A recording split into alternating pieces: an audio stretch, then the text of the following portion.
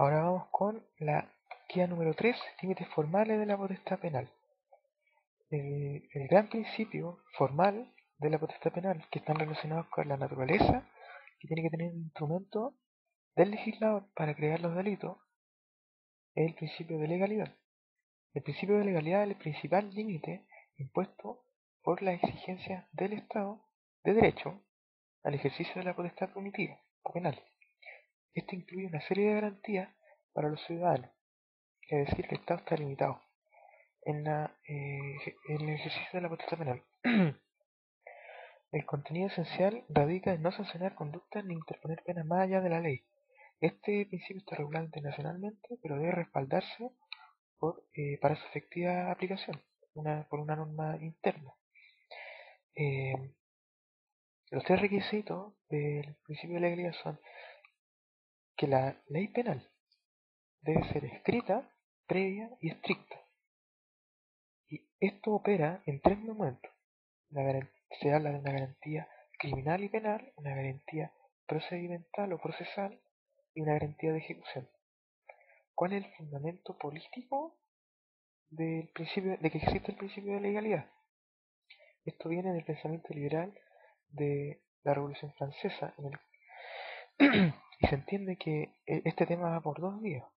Una cosa es el límite que se debe establecer al ejercicio de la potestad penal, y otra cosa es como un instrumento de garantía que debe darse al individuo frente al ejercicio de la potestad penal, eh, en el cual el límite al ejercicio debe estar fundado en una ley que emane de un mandato popular. Eh, Estos límites al ejercicio de la potestad penal podemos entenderlo como tres. Un límite jurisdiccional, que está establecido como una garantía de imparcialidad del Estado. Un límite administrativo, en el cual el reglamento de jerarquía inferior a la ley no pueden crear delitos ni penas. Y un límite legislativo, en el cual el legislador no puede regular hechos anteriores a la ley que ya existe, por el principio de irretroactividad que vamos a ver después. Esto, del fundamento político que está relacionado con los límites, se vincula a las garantías, que estamos hablando de las garantías constitucionales, que son el fundamento constitucional del principio de legalidad. Hablamos de la garantía criminal establecida en el artículo 19, número 3, inciso octavo, el cual en general habla de que los delitos deben tener una jerarquía de ley, es decir, deben estar establecidos normas con jerarquía legal. Una garantía penal establecida en el 19, número 3, inciso 7, que dice que la pena señalada debe estar establecida por una ley anterior a la perpetración del hecho. Una garantía jurisdiccional en el artículo 19, número 3, inciso sexto, inciso cuarto, que en general establece la garantía del juez natural, la cual dice que el tribunal debe estar establecido con anterioridad a la perpetración del hecho. Una garantía procesal, en el 19, número 3, inciso quinto, el cual establece el debido proceso al cual debe someterse el ejercicio de la potestad penal, el cual debe ser previo y legalmente tramitado, y una garantía de ejecución que viene implícito en la garantía penal, en la cual debe establecerse una cierta forma en la cual se va a aplicar o ejecutar la pena. Y las manifestaciones del principio de legalidad según los conceptos del derecho penal, como sabíamos, el derecho penal tiene tres conceptos: un concepto sustantivo, adjetivo y ejecutivo. El sustantivo está identificado con las garantías criminal y penal. El derecho penal adjetivo está relacionado con el derecho procesal. El derecho penal ejecutivo relacionado con el derecho o la garantía de ejecución. Ahora, ¿cuáles son los subprincipios del principio de legalidad? Son cuatro. Principio de reserva de legal. Dice que la ley es la única fuente admisible en el concepto de los delitos. Solamente por la ley se pueden crear delitos y penas. Ahora bien, pero el vocablo ley puede ser muy amplio. ¿Qué debemos entender por ley? estamos hablando de los decretos con fuerza de ley, no, porque posterior al año 80, la Constitución Política de la República reguló la delegación de facultades, en la cual regula las materias constitucionales y según el artículo 65, inciso segundo, la pena siempre va a limitar esas materias. Por tanto, no caben establecerse delitos por decretos con fuerza de ley. Por decretos leyes, tampoco. Pero en la práctica igual se validan y la doctrina las reconoce válidas. Se acepta entonces que solamente las normas que emanan del Poder Legislativo por ley ordinaria son las que pueden contener esta exigencia de reserva legal. También se habla que las fuentes mediatas o indirectas, como la doctrina, jurisprudencia, tienen cierto valor a la hora de dictarse las leyes y que crean delitos. El otro límite que emana del principio de legalidad es el principio de exclusión de la analogía. La analogía es este mecanismo por el cual a situaciones similares o equivalentes establecidas según la cual en una ley se establecen conductas, pero producto de que hay situaciones que son similares pero no idénticas, se quiere aplicar esa ley a esas situaciones. Si se quisiera realizar ese mecanismo que estaría rellenando estas lagunas de las cuales habla el ordenamiento en materia civil, estaríamos vulnerando el principio de legalidad. En cuanto, si bien el principio de retroactividad dice que las leyes rigen para lo futuro,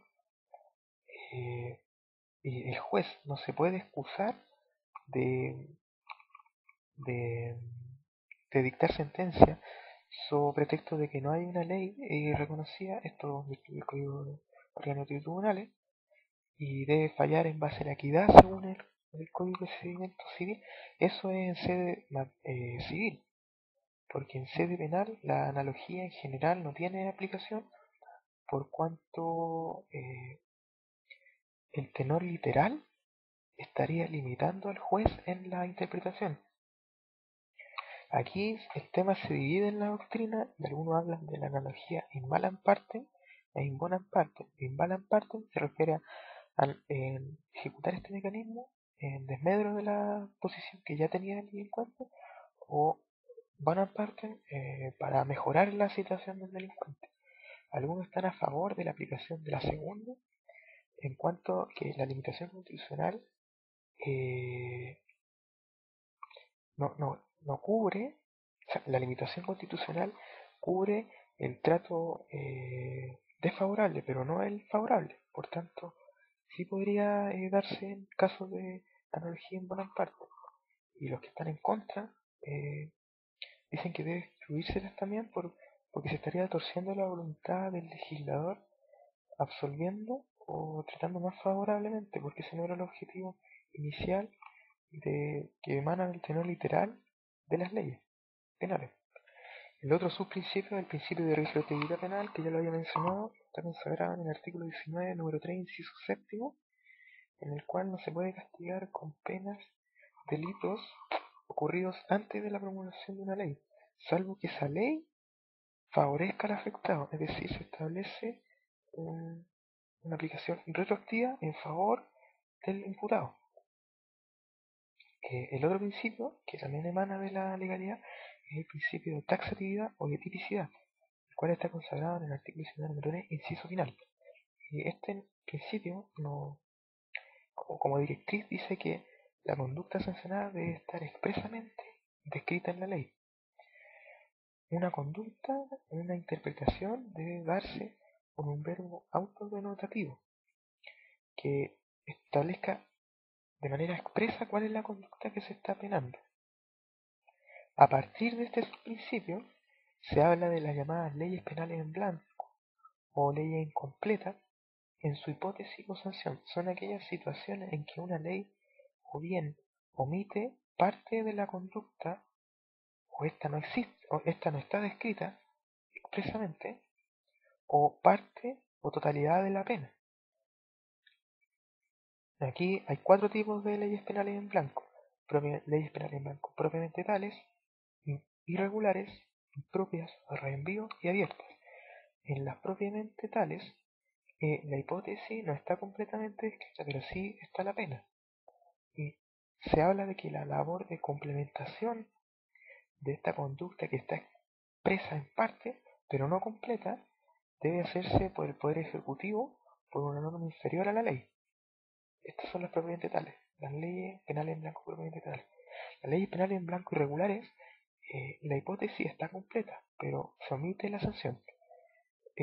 Por tanto, estaríamos hablando de unas leyes penales en blanco al revés. Las leyes penales impropias de reenvío contienen o no la hipótesis, o bien parte o omiten la sanción, y se estaría, comprenden la sanción, pero se estaría dando la posibilidad de complementar la ley al Poder Legislativo, pero por una ley, no por una norma inferior legal, como sería la propiamente tal. Y las leyes penales abiertas son aquellas que no contienen la hipótesis o la sanción y se deja la labor de complemento al Poder Judicial, al juez en este caso, de manera discrecional. Ahora, ¿qué pasa? ¿Cuál es el fundamento de que se complete? En el caso de las leyes penales en blanco, propiamente tales, tiene su fundamento en que sería imposible regular toda circunstancia por ley, sobre todo en materias que sean muy técnicas. Ciertas materias requieren agilidad del proceso administrativo más que del proceso legal de surgimiento de las leyes. El caso de las impropias o de reenvío, en el cual se completa por otra ley, como se remite a otra ley de igual rango inferior, o sea, de igual rango de jerarquía, no estaría arriesgando la legalidad. Pero en el caso de las leyes penales, blancos, irregulares y abiertas no tienen un fundamento plausible para ser admitidas. Ahora, en el caso de la constitucionalidad de estas leyes incompletas, la CEN no admitió en su proyecto estas leyes penales en blanco, la conducta debería aparecer completa y expresamente descrita, pero la Constitución Política del 80 al final omitió el grado de completa. Por tanto, basta que la conducta esté expresa. En el caso de las propiamente tales, se puede completar por un texto diverso a la ley, pero esta labor de complementación solamente se puede dirigir a aspectos circunstanciales de la conducta y no a complementar la sanción. O sea, estamos hablando de elementos de tiempo y de lugar, por ejemplo. Eso es constitucional. Entonces las leyes penales en blanco irregulares y abiertas van a ser siempre constitucionales. Las primeras por completar la sanción por un texto administrativo y las segundas por contravenir la legalidad penal como un atentado a la garantía de igualdad ante la ley. Y en el caso de las hipótesis de reenvío, estas son constitucionales si se completa su hipótesis por otra ley y son inconstitucionales si, antes que dice la hipótesis, no se fija en la ley completada la sanción. No sirve de nada. Está probado que no sirve de nada. Y otra perspectiva, la perspectiva garantista, dice que la utilidad de la pena se ve de manera social, es más amplio, porque como se está buscando la armonía social mediante el control de los índices de criminalidad, esa es la función que tiene la potestad penal, es decir, mantener más o menos la criminalidad en un límite razonable, pero al aplicar las penas, el Estado debe observar el resguardo de ciertos límites de la potestad penal. Eh, por tanto, estos límites se ven de dos perspectivas. Los límites de que le dan las facultades, las de actuación que están establecidas en las bases de los órganos constitucionales en la Constitución, y además se debe resguardar las garantías constitucionales del imputado de orden penal. Estamos hablando de la legalidad, la lesividad, la culpabilidad, la proporcionalidad, al menor costo posible de los derechos del imputado.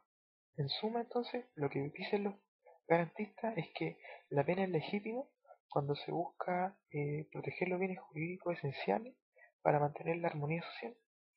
Y además, esto debe hacerse respetando ciertos límites constitucionales a la imposición de la pena.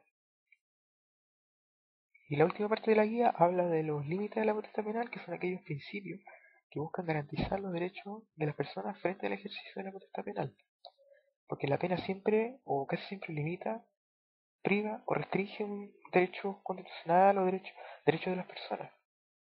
Entonces, hay dos tipos de garantías, garantías formales y materiales. Las garantías formales están cubiertas por el llamado principio de legalidad, que sirve como un instrumento eh, que sirve de fuente a los preceptos legales. Y se divide en cuatro subprincipios: principio de reserva legal y retroactividad, exclusivo de la analogía y taxatividad. Y los límites materiales son o dicen relación con el contenido de los preceptos penales, más que con la forma. Y hablamos de la intervención mínima, que se subdivide la necesidad o utilidad de la pena, subsidiariedad, fragmentariedad y el principio del non-homicidio. También tenemos el principio de la lesividad, el principio de la culpabilidad, eh, dividido en la responsabilidad personal por el hecho, subjetiva, inocencia, proporcionalidad, unidad de las penas y resocialización. Bueno, eso ha sido esta guía 2. Vamos con la tercera.